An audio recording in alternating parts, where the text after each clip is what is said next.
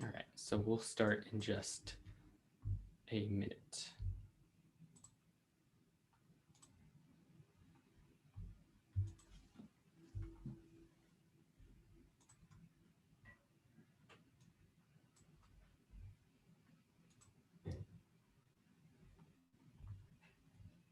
Forgot my screen was sharing there for a second. Oh well, that's fine. They can see the questions.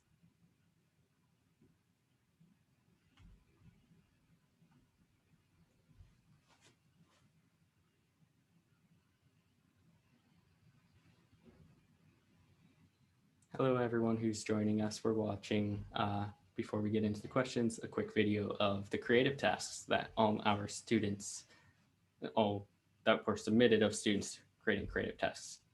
So we can see some of the cool stuff that you guys have made.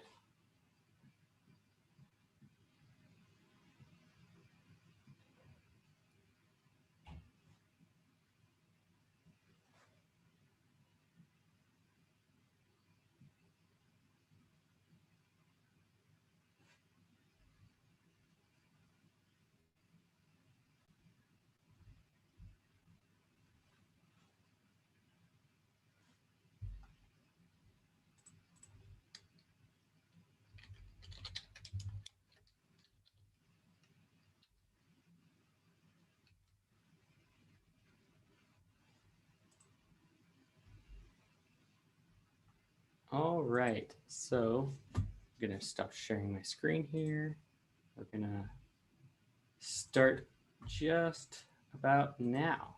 All right, here we go. So welcome everyone to the Wednesday at 1:30 Q&A session. So this Q&A is gonna follow the following format. Teachers, if you have questions or your students have questions, please post them into the YouTube chat. I will be watching that chat and responding to any questions or passing them along to our students. We'll start by introducing ourselves, and yeah, we'll end at 2:30. I think that's really the only stuff that we need to cover. So let's begin with introductions. So my name is Elliot Haney. I'm a staff member for CS Academy, have been for a year and a half since I graduated from CMU, and I've been working on the project since I was a junior, so 3 years ago, ever since it started. So yeah, that's me. Anju, can you introduce yourself, please? Yeah, my name is Anju Ito. I'm a sophomore in mechanical engineering. I just joined CMU CS Academy over the summer, and I've been on the web development team, so working on new features on the site. Yeah. Hey everybody, my name is Tate. I am a junior at CMU studying biological sciences and hoping to minor in CS. I joined the CS Academy team this summer as well on the web development team. I also have another on-campus job during the school year though, so at the moment I'm working with the teacher outreach team, which has been great so far. Hi everyone, my name is Amar Hassanji, and I'm currently a senior at Carnegie Mellon studying architecture and human-computer interaction. I joined CS Academy in the summer as a member of the content team, so I'm a member of the team that works to code all of the exercises that all of you solve in our curriculum. So yeah. Awesome. Thanks to all of our panelists here for spending some time out of their busy day to answer some questions. So I'm going to start while we're waiting for any teachers to post any questions to the chat. I will just start with a pre-prepped question here. So Anju can start here. Why did you choose to go to CMU? What about it was special and got your attention? Yeah, so senior year, I'm from California, and I was deciding between like UC schools and CMU. I went to like all the schools that I was considering, and then when I came to CMU, for like an overnight event. It just like really caught my attention how people were all like passionate about what they're doing, and like when you ask them about their activities, they would like explain super excitedly, and that just like felt really real to me, and I wanted to be in that kind of environment. So I decided to go to CMU.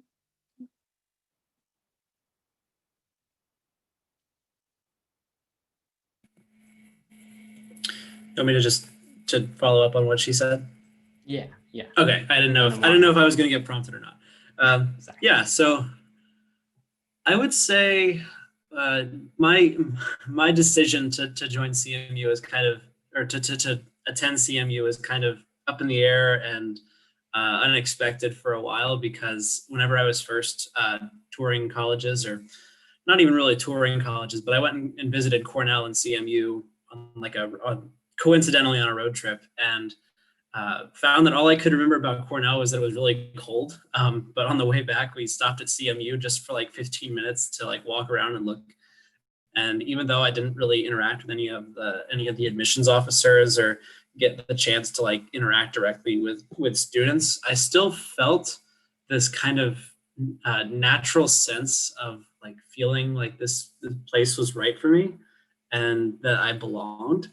And I guess that kind of resonated in my mind for a while. And then whenever the applications started coming, or the application results started coming back, it ended up being that CMU was the top choice school that I got into anyway. And so it just kind of all fell into place.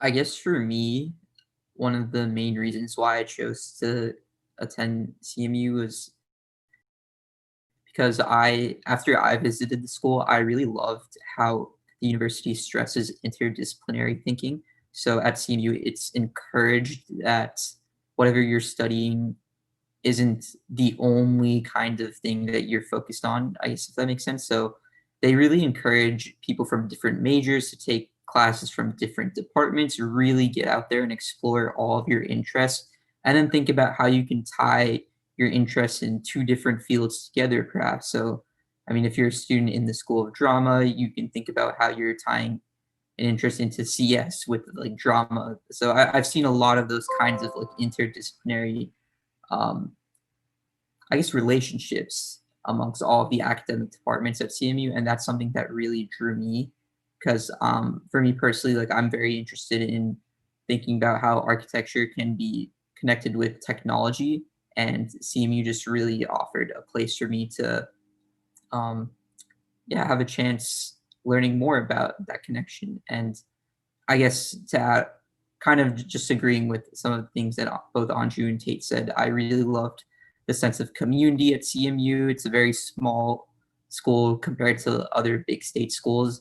So the sense of like community and belonging is really there. And I mean, I guess after I visited, it just felt like a very comfortable environment to be in. It's definitely rigorous at sometimes, but everyone is always really passionate about what they're working on too. So yeah. All right, we got some fantastic questions in the chat. Thank you, everyone. So first one we'll cover, what colleges other than CMU were you guys considering, and for what reasons? So I can start. Besides CMU, the ones that I got into that I was considering were UC Berkeley and LA, because they're both like strong in STEM.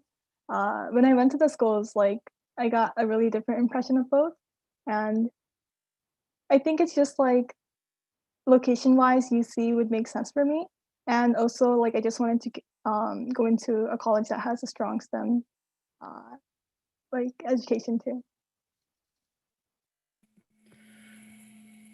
So I was also kind of looking for, I intended or I applied to most colleges as like a chemistry, chemical engineering, biology major. So I was also kind of looking for a good school for STEM, but I applied to a lot of schools. I was primarily looking for, the first thing that I used to guide my search was just ranking, because I knew that I really wanted to try and get into one of like the more prestigious schools. And so I kind of started my search from there and looked based off of like location and where they stood in terms of rank. And I would say that rankings were a big thing, and location. Those were probably the two major factors whenever I was looking. Also the size of the school as well, and whether it was like a university or a liberal arts college. I would say that my top choices, I think I had 6 top choices. One was CMU, one was MIT, Harvard, Cornell, Princeton, and I can't remember what the other one was. I applied to some other schools as well. I think altogether there were like 12. A couple of them were in my home state of West Virginia. And then there was like Michigan and UNC, Chapel Hill. All of them were for the sake of, all of them were based off of like location and rank and student population as well. I wanted a school that wasn't like too big, not too small. I wanted the opportunity to do research. And so those were kind of all the factors that I was thinking about whenever I was considering colleges.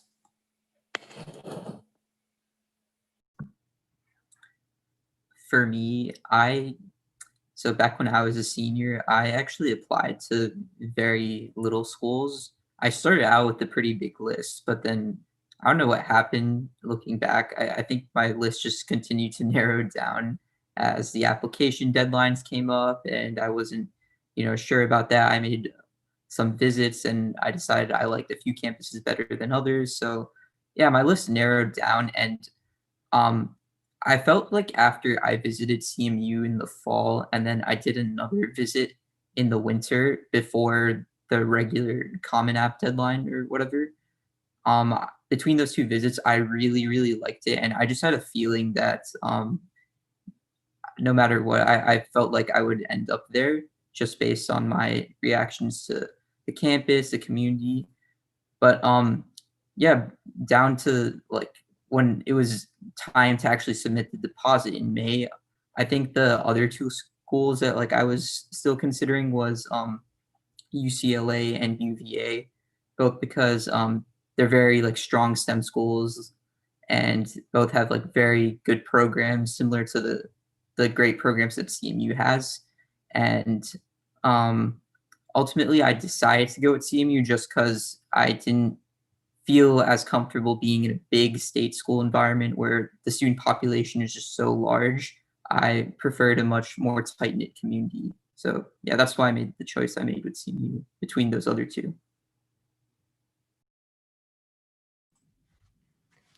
Great. So let's see, next question that we'll cover.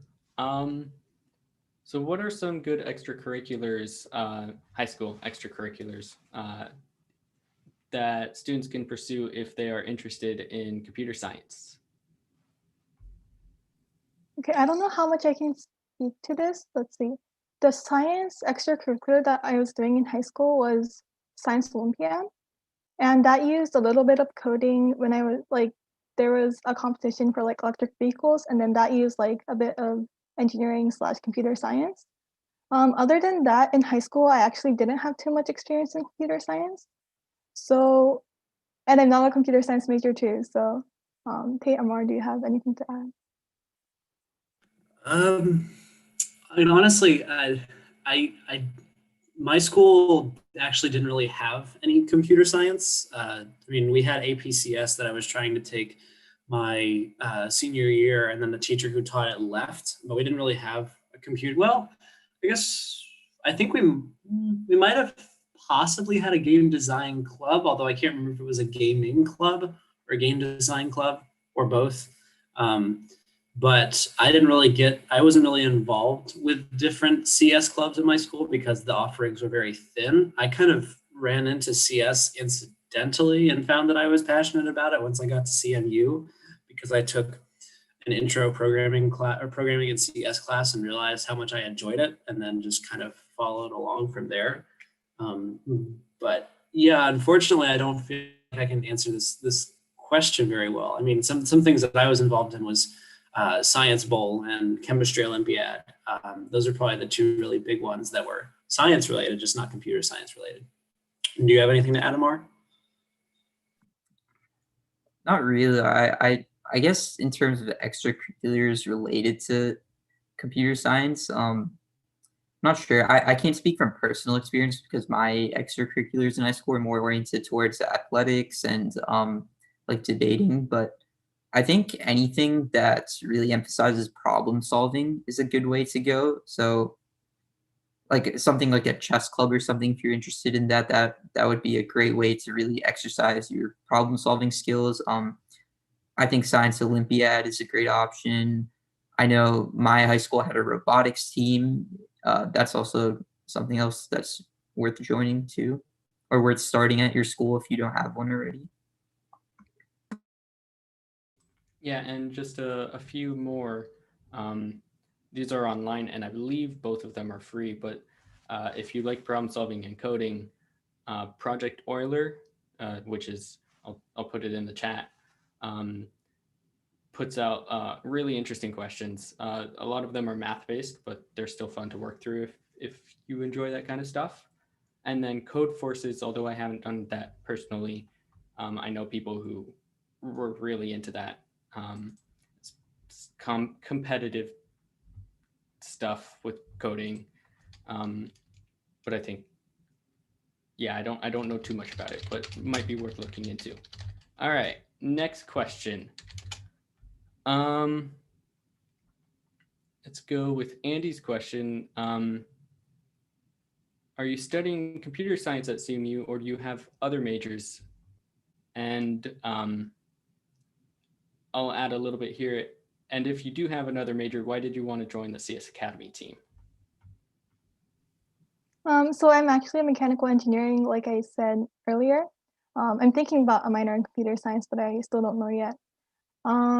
Let's see. I wanted to join CS Academy because, like Tate, I took the Intro to Programming course at CMU, and then I learned that like I really liked the course.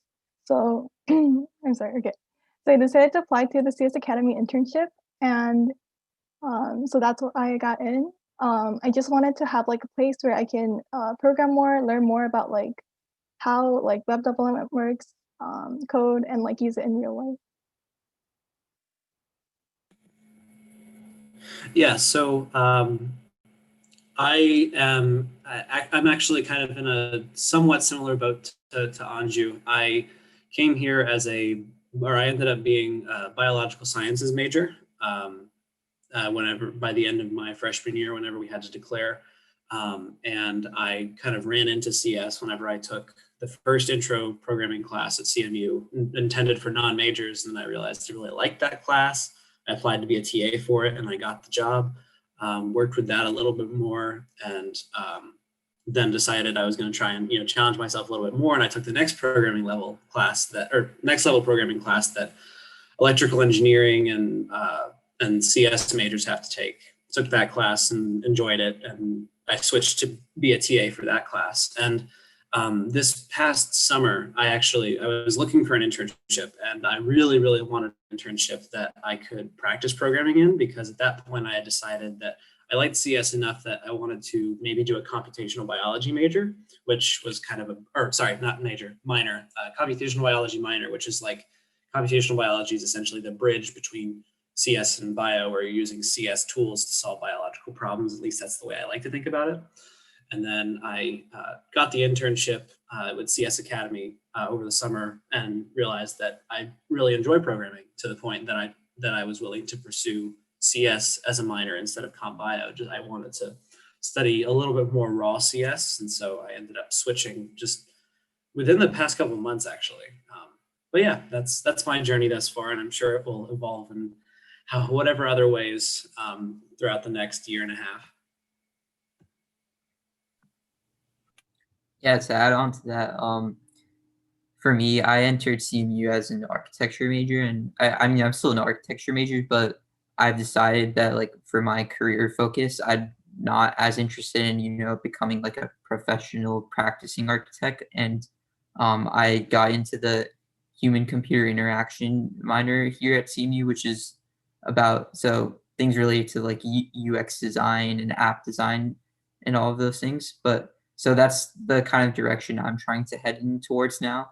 And I guess for why I decided to join CS Academy, just similar to Andrew's story, where I took the class that David Cosby, one of the founders of CS Academy, teaches at CMU, and I really liked his class. I really loved programming after taking that. And then yeah, I saw the post one day that he sent about just joining this project, and it seemed like a great opportunity to both learn more about coding and also just, yeah, I mean, it seemed like a really fun place to work for. And yeah, I got accepted into the internship, and yeah, I'm I've just really liked it since then, and that's why I've decided to continue. Yeah.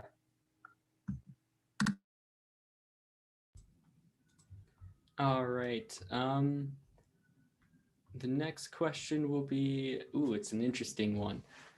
So how do you believe coding as an occupation will change over the coming decades, if at all?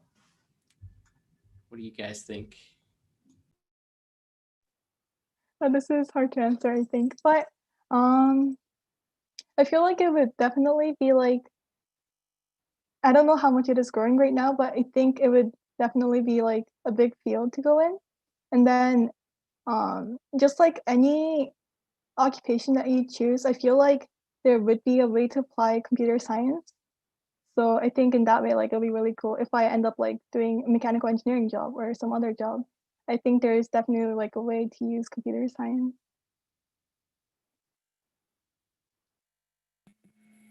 Okay, yeah.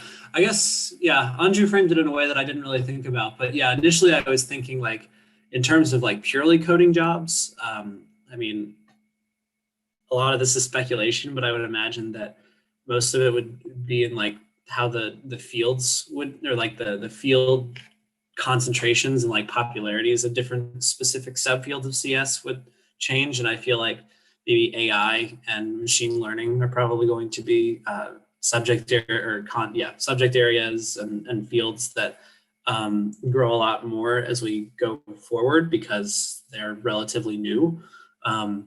I do like what she brought up though about how it can be applied more widely to other job fields as well. So like for example with biology is a really good example because for a long time it's been seen more as like a quantitative science, or sorry, seen more as a qualitative science compared to like chemistry or physics or something else. But as we've been able to deal more with like sequencing of DNA and being able to like do biochemistry, measure protein levels and things like that, and want to predict structures of proteins, it's becoming largely more quantitative and has a lot of very large scale problems that are perfect for computers to solve because there's just no way that we can do it by hand, at least not reasonably. So I would say being able to know how to do, programming and use computational tools, especially in things like machine learning and whatnot, would especially be useful for the field of biology and countless other ways for various other fields as well, where quantitative computation is still useful.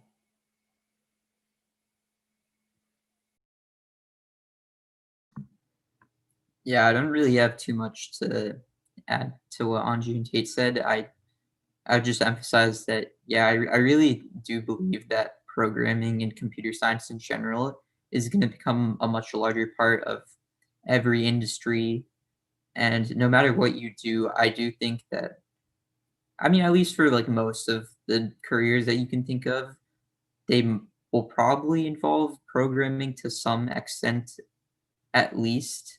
So yeah, that's one way I see that computer science is just going to be more integrated, into just a workforce for the coming years. But yeah, like Tate said, I think a lot of these like specific topics within CS, like artificial intelligence and machine learning, are also going to be on the rise too. So yeah, I mean, that's why I do think knowing a little bit of background in CS and just knowing the basics and fundamentals of programming can go a long way, no matter what you decide to do with your career. Yeah, I think you guys did a pretty good job answering that question. All right. So this next question has to do with applying for colleges. So really the question is asking, how do SAT and ACT scores affect admission into a good college, and what role does like extracurriculars play? Yeah.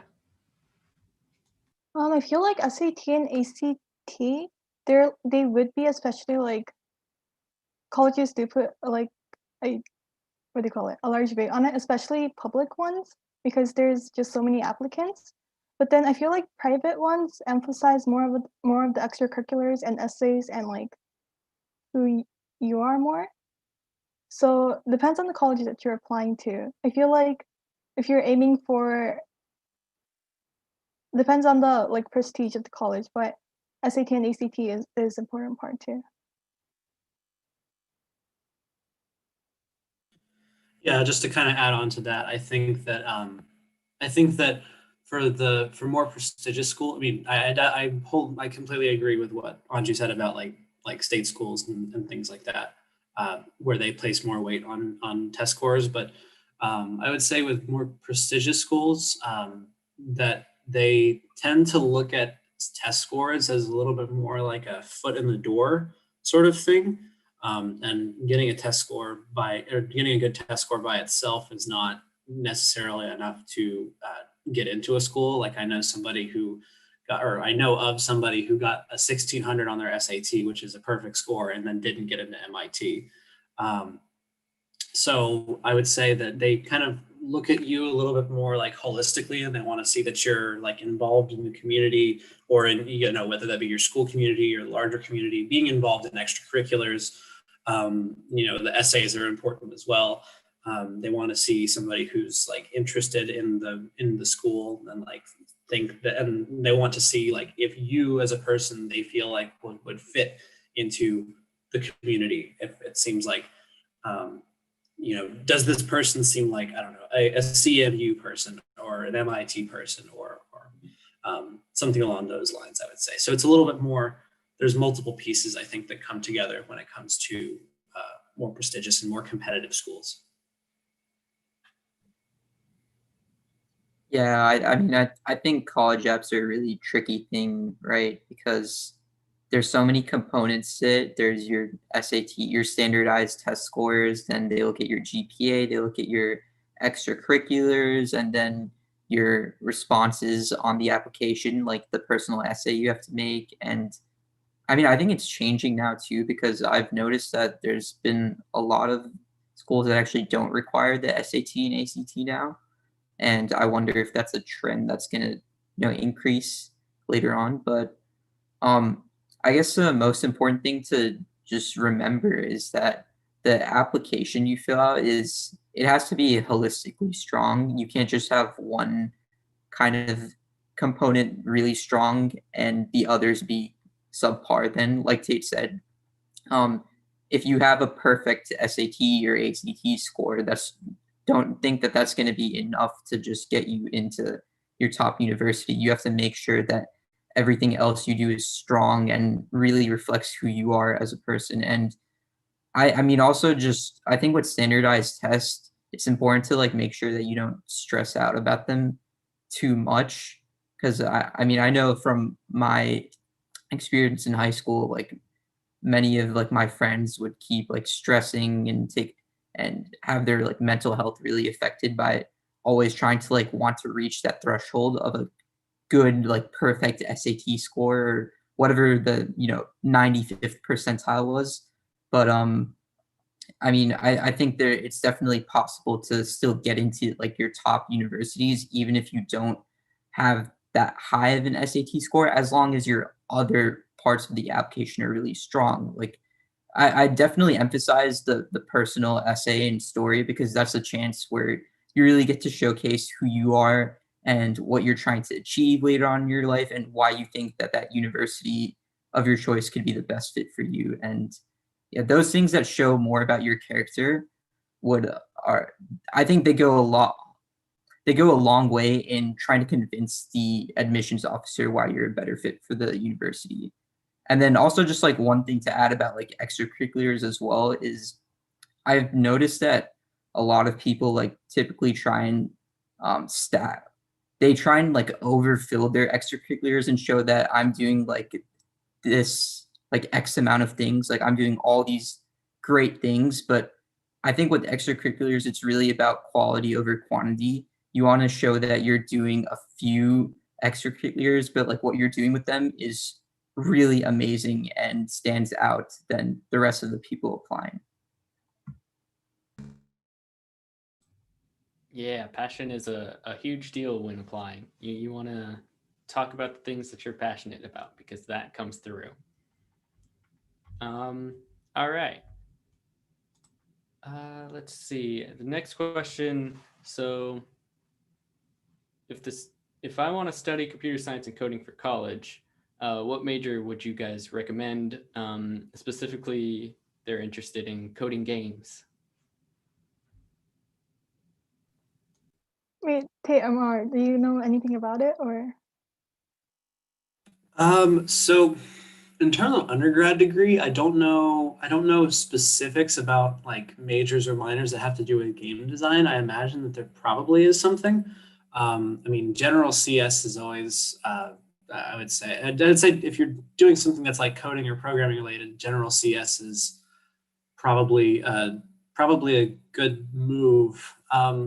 If you're going to the School of Computer Science, specifically at CMU, I think I had a CS roommate, so I know like vaguely how this works. I think you have to major in computer science, then you have to get a separate minor or major in something else, maybe.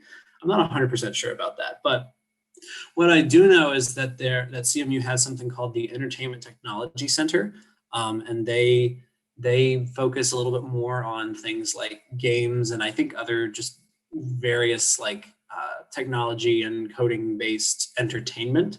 That might be more of like a grad school thing, or maybe if you were interested in like getting involved there, your undergrad as part of like a research or extracurricular thing during your undergraduate career, you might be able to reach out to somebody there or somebody that knows more about the Entertainment Technology Center, and that might be pointing you in the right direction. There's also a game creation society as well as a club, although that's not course or class related, but there is a club dedicated to that. I don't know too much about game design. I would also agree. I think any general CS degree is a good start to like prepare you for that. I know a lot of universities have specific programs related to game design and animation and all those things. At CMU, our ideate department, which is like this really niche and cool department we have that combines like all these different majors and professors from like different like schools. They have a game design minor, so that's something worth looking into. Yeah.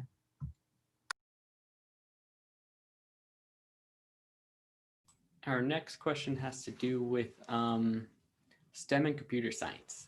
So the question is, do STEM and computer science have to go hand in hand? And will you be put at a disability or disadvantage, sorry, if you don't study STEM in favor of other subjects? Like, I don't think not necessarily. I know like mechanical engineering friends who like don't like computer science at all. And also I know like computer science people like majoring in computer science and only like focusing on it. I think just like the job genre that you would go into would be different, but you wouldn't like you can definitely have an advantage if you're going into an interdisciplinary field, but it's not like you have to have both.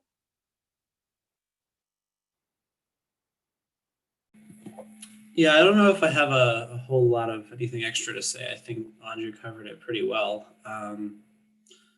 Yeah, I would say that not necessarily, you don't necessarily need CS to do STEM or vice versa, but in a competitive sense, well, some fields some fields require only one or the other. I would say that knowing both gives you a slight competitive edge, particularly in for the STEM side of things. If you know CS, because CS is a pretty widely applicable tool in the 21st century, but STEM fields, depending on what you're studying, can be a little bit more niche if you're trying to do something like, I don't know, software engineering. but yeah, I would say that it's useful, but not necessary to have both of those things in order to do well. Yeah, I guess I don't have too much to add to what Anju and Tate said. I think they pretty much covered everything. Yeah. Okay, so I'm gonna combine two questions. Questions are, how many coding languages should a person know in order to perform well in their field? And what is your favorite coding language and why? So as for the performing well part, I'm not too sure. I went into CS Academy only knowing Python, and then picked up JavaScript and like Django, which is part of Python, but throughout. So I guess like if you know one, then it's kind of easy to pick up the other ones. You like know how it works is similar, so it's easy to learn the other ones. My favorite language is probably Python. I'm probably biased because that was the first language I learned too, and it's also like very easy to write, and also what do you call it? You can get like a lot done with very few lines of code. Yeah, yeah. Python is also my favorite language as well. I think I just like that it's set up in what I think is like the simplest syntax that's like easy to read and understandable. Like it's almost like English. But in terms of like how many programming languages you need to know, I would lean towards just saying like you really only need to know one, or the steepest learning curve, I guess, comes from learning one, your very first one, and then from there, it's fairly simple to learn the rest, because I would say the overall logic of programming languages is pretty much the same. I mean, they all work in more or less the same way, with some some languages having a little bit more low level features. Like, for example, the second programming language I learned was C++, like at a basic level, which is a little bit more lower level, and you can do more things in terms of like managing memory and stuff. But I would say that overall, like learning Python made learning C++ fairly straightforward. It was just like, oh, that's a new feature here, that's a new feature there. But for the most part, the syntax is just the logic is the same. The syntax is different, and if you learn one, it makes learning the others easier. And a lot of the time, you can like look at code from a language you've never like learned before, and like have a general idea of how it works. And I've spoken with I've spoken with like a professional software engineer about this too, because I was talking with him about like advancing my career in CS, and he said pretty much the same thing. I looked at code for some assignment in R, which I've never learned anything about. Is like a data management, or it's like a data analysis focused language, and their syntax is like way different, but you can get a general idea of what exactly you're doing with it, just knowing knowing the other previous languages you've learned. Yeah, I think Tate said it all pretty much. When it comes to like learning different languages, learning the first one is probably the most complicated.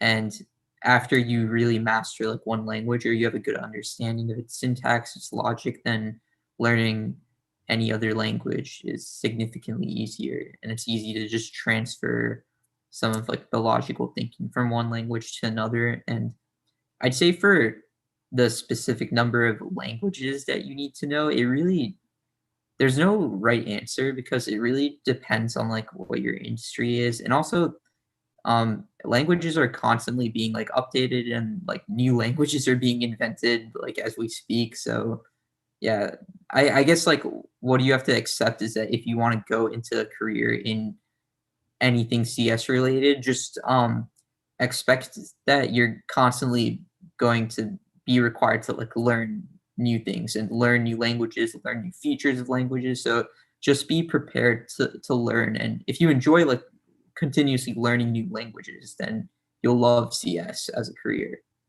Yeah. And as for my favorite language, I don't know. I wouldn't say I have a favorite. I started learning coding with Java, and then I learned how to use Python, and I don't know, I don't think like I like one over the other. Although I have started learning a little bit of like HTML and CSS, and I think those are pretty cool based on like what you can do with them. But yeah. Yeah, the one little tiny thing I would add is that like if from a career standpoint, the two, like, I would say if you wanted to learn, if you wanted to have like a really broad like level of experience for the sake of like internships or jobs, I think the two categories of languages that I usually see whenever I'm applying to things is on one hand you have like the lower level programming stuff that's like companies like NVIDIA or NASA or yeah, organizations and companies like that need like lower level programming. And for that, I would say that knowing C or C++ is usually an advantage there.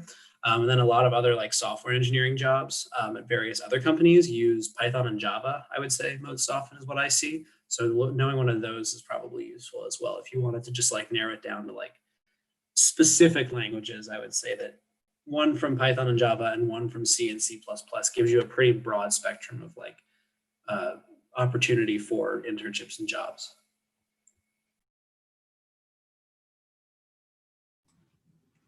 All right, bit of a fun question. How fast do you guys type?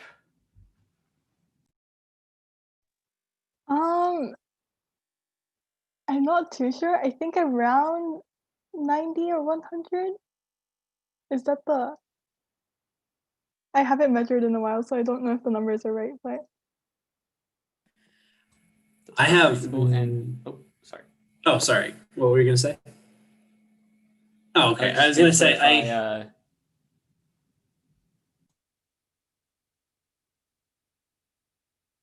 Okay. I was gonna say, I've actually, I've never really taken an actual typing test from what I can remember.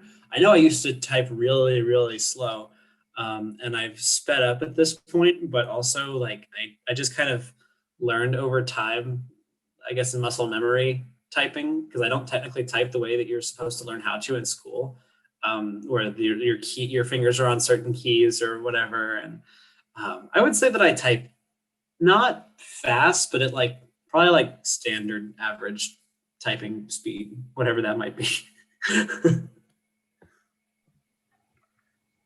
Yeah, I really don't know how fast I type. Like I don't think I've ever taken the test, but I guess I say I type at an average speed like everyone else does.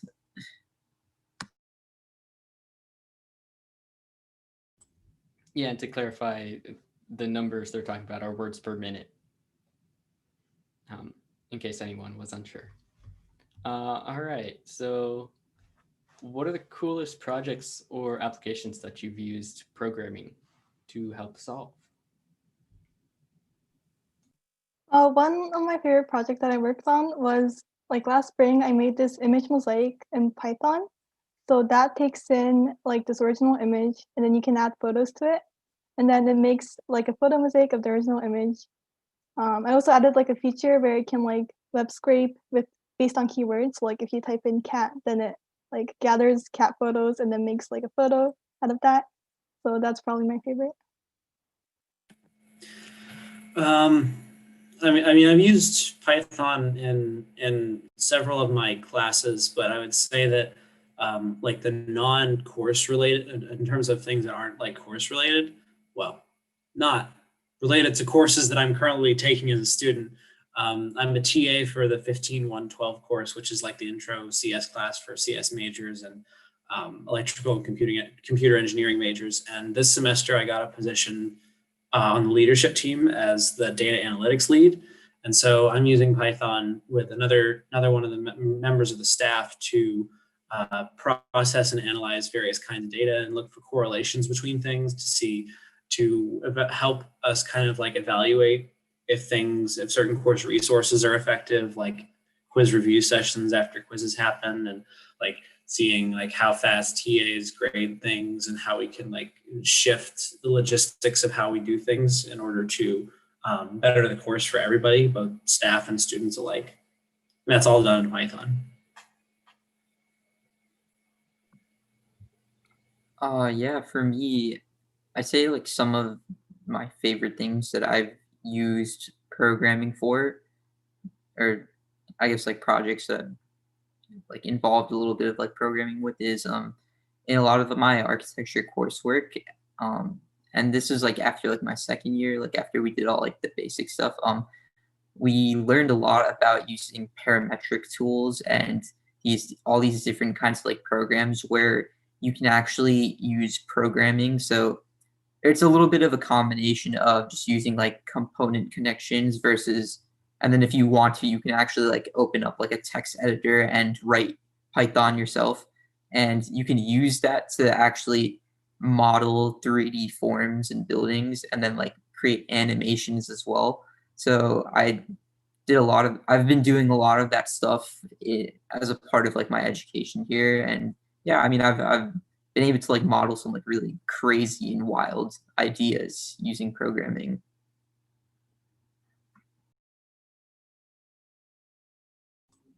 All right, I don't know if anyone has experience to answer this question, but if anyone does, how can you use computer science and mechanical engineering? Okay, so I guess I can answer that kind of. Let's see. For a lot of our projects, we use like Arduino, which so like we built like an electric vehicle last year, and then that used like an Arduino to know how much to rotate. We're using that in like my robotics club where we're building a robotic ukulele. So we used like a lot of things that we build in mechanical engineering right now uses some kind of electricity, and that typically requires like programming to code like what happens to it. So that's pretty applicable. Also in like a rocket club, we had like we want the what do you call it? The recovery to happen when it reaches the top. So we programmed the altimeter too, so that it like explodes when it reaches the top. So I think a lot of our projects would involve it, and then we would use computer science a lot. Yeah, I'm gonna pass on this one because I don't know hardly anything about mechanical engineering. I mean, I have my own Arduino, but I've never done anything with it yet, unfortunately. So maybe ask me again in like a year. Yeah, same for me as well. I don't really know anything about mechanical engineering, so yeah, I'll pass. All right. So what is your favorite part about working on the CS Academy team? Okay, I think my favorite part is that it's kind of like a small team. I think we have like 30 people maybe. And then we get to like work on all the parts of the project. So I get to see like the back end, like the front end of the site, and then like participate in like different aspects of it. And it's pretty flexible. So that's really nice. I think that like knowing the team that I'm working on, like their mission and like what they're trying to do is nice because, or is what feels like at least the most rewarding and why I enjoy working with CS Academy because I mentioned before that my high school didn't really have very ample offerings when it came to computer science, and I know that for a lot of other schools that's kind of a similar situation. And I wish that I had been able to take a CS class before I'd come to CMU because it could have potentially turned around like what major I was interested in, what field I was interested in pursuing. So the fact that I'm able to work on a team that's providing this CS education to people that otherwise wouldn't be able to have an education in computer science before they went off to college.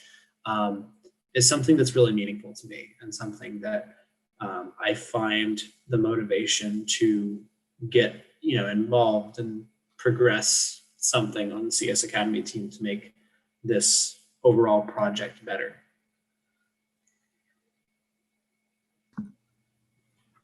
Yeah, to add on to that, I really love working for CS Academy for just a number of reasons. Like I love the fact that I get to work with all of these people from different like majors and backgrounds and interests, and you get to like interact with them like on a weekly basis.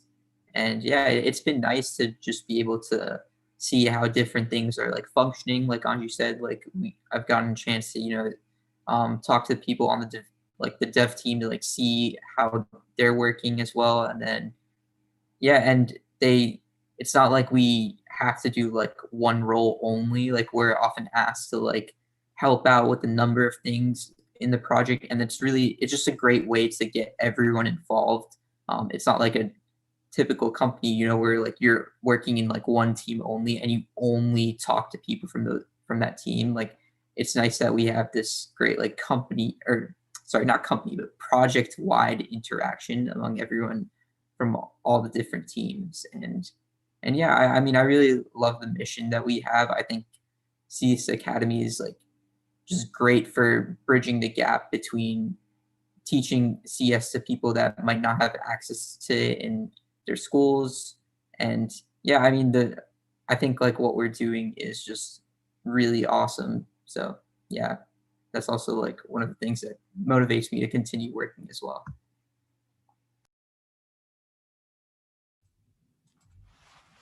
Okay, I'm gonna put you guys on the spot a little bit, see if you remember. So first of all, were you guys impressed by the creative tasks that everyone submitted over the past few weeks? And secondly, which one was your favorite? Yeah, I was definitely impressed by all the creative tasks. Like I was talking to my friend on CS Academy, like saying that like I wouldn't have the patience or like the ability to make, especially like the drawings. It was crazy how people actually did it. Which one was my favorite? The one that like I remember maybe the most is the Black Panther one with the comic. It was just like so realistic and yeah, just like had everything as is. Yeah, I agree with Anju. I feel like every time that we go through one of these, granted I've only been through two of these competitions, but they get more they get more impressive every time. And the Black Panther one was also definitely one that like caught my eye, and I was like, wow, it looks like a copy pasted image, but it's not. There was another one too that was like that, although I can't remember specifically what it was. I think the one that I was most impressed with, and that was my favorite, is the one that was like a TIE fighter from Star Wars, because A, I'm a big Star Wars fan, and B, the what I have no idea like what algorithm they used to do that 3D rendering inside of CS Academy, inside of CS Academy's animation framework. So the fact that they got that to work is just astonishing to me. Yeah, I agree with both Anju and Tate. I saw the creative task submissions and I was just blown away by the work that all of you have done. Like it's really like amazing and impressive to see the kinds of creative things that people can use our framework and our sandbox to make. So yeah, I mean, I was definitely really impressed with some of them. I mean, I don't know if like I don't have like a favorite where like I'd say like one is like better than the rest. Um, One that I would give a shout out to, or that was just like my favorite for like silly reasons, is I really love the Elmo one. Whoever created that Elmo just like looking up with like the fire like in the background, that one was just hilarious to me. I'm a big fan of memes, so that just seems like some really like memeable content, and it was hilarious and really eye catching. So yeah, I loved that one. All right, our last question before we wrap it up. Um, for anyone who is leaving because their class is ending, thank you all for joining. And thank you for the great questions because they've been absolutely fantastic. All right, so this last question. Other than CS, what classes or courses do you recommend taking in order to complement your coding?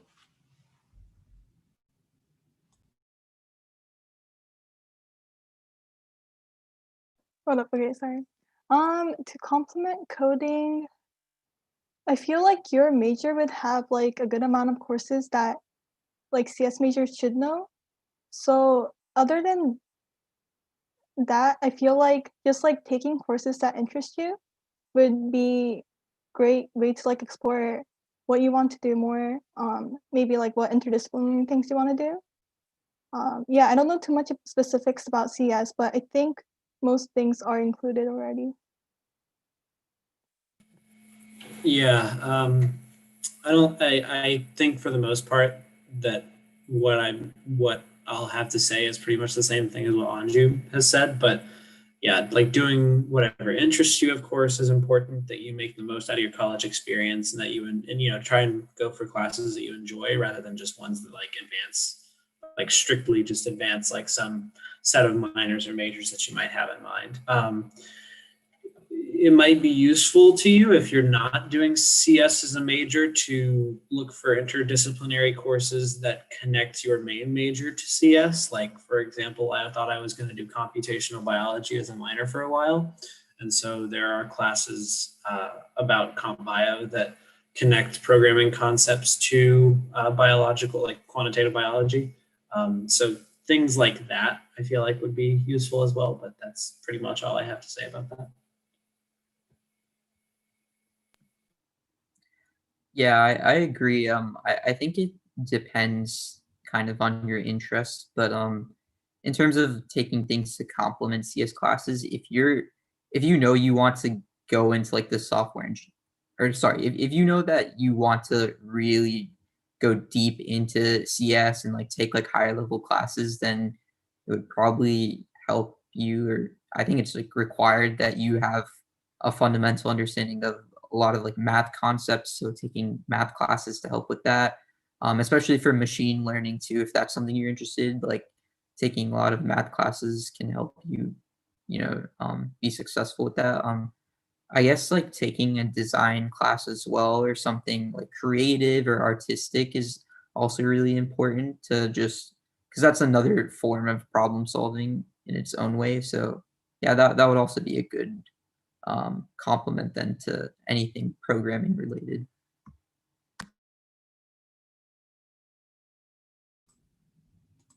All right, so that will conclude our Q&A at 1:30. Thank you everyone for joining.